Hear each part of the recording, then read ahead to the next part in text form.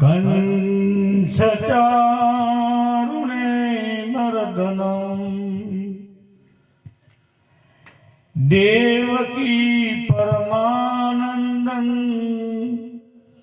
શ્રી કૃષ્ણ વંદુ જગત ગુરુએ નમઃ. ગુરુર બ્રહ્મા ગુરુર વિષ્ણુ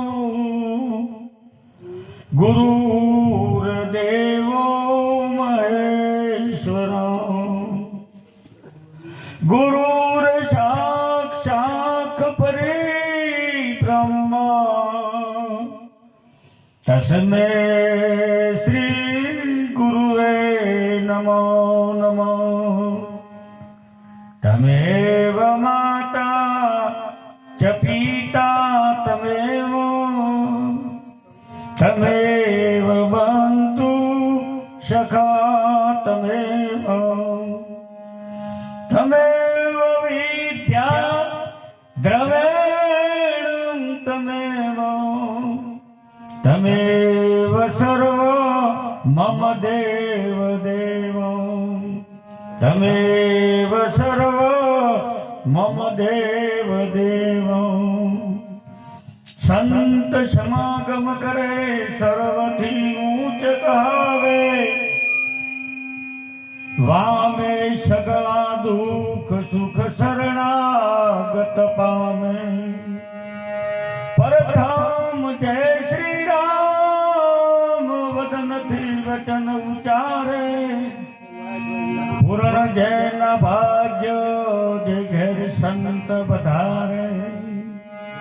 રામ નામ કી ફોજ સંત સાથે મહાભારી જય જય કરે મુકામ સત નહીં કરે ખુમારી. અધર્મ કા ઉત્થાપન કરે ધર્મ કા તાપન થાપે. ભાઈ ફરો મલકની માય અભે પદ કોઈક સંત આપે. કળા કુશી સતગુરુ તણી જેને લાગી હોય લગાર.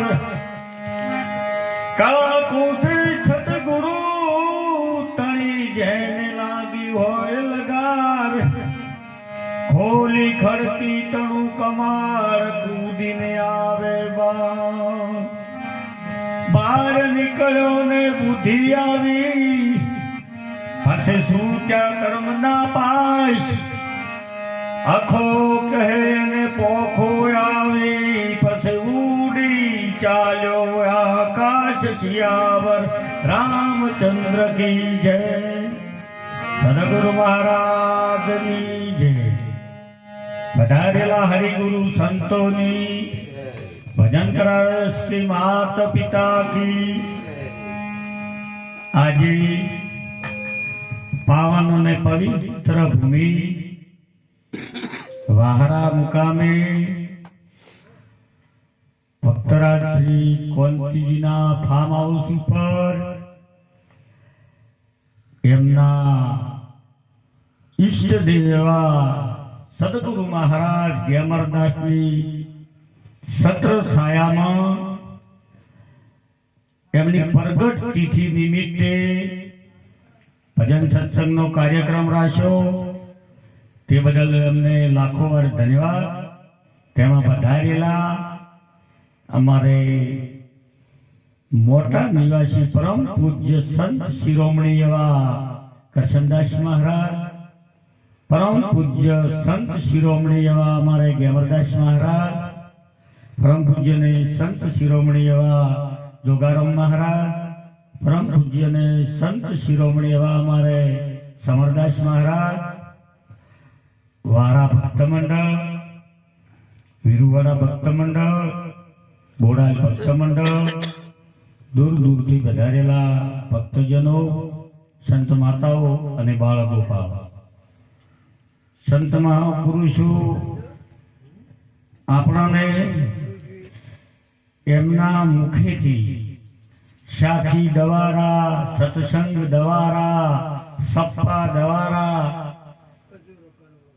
આપણને એક શીખ આપે, આપણને એક મનુષ્ય જીવનમાં આયા પછી જીવન કેવું જીવવું એની સલાહ સૂચન કરે. મનુષ્યમાં આયા પછી કેવું જીવન જીવવું એનો આપણને માર્ગદર્શન બતાવે. અને સંતો એનું વલોણું કરીને આપણને ભીન ભીન સમજાવે. સંત મહાપુરુષો જેમ આપણે દૂધમાં ઘી છે પણ ડાયરેક્ટ દીવો થાય, ડાયરેક્ટ દીવો થાય. દૂધમાં ઘી છે પણ ડાયરેક્ટ દીવો થતો નથી. એને સોટક તમે દૂધમાં શાહ નાખો ને એને જોમાઈ ગયો ને એટલે પછી જોમી જાય.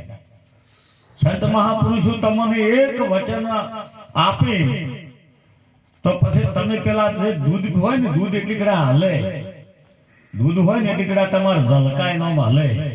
પણ જાર પેલો વચન સોટો પડી જાય ને સાહસનો એટલે પેલું દૂધ જોમાઈ જાય ને બદલાઈ જાય, એનું નામ થઈ જાય દહીં થઈ જાય.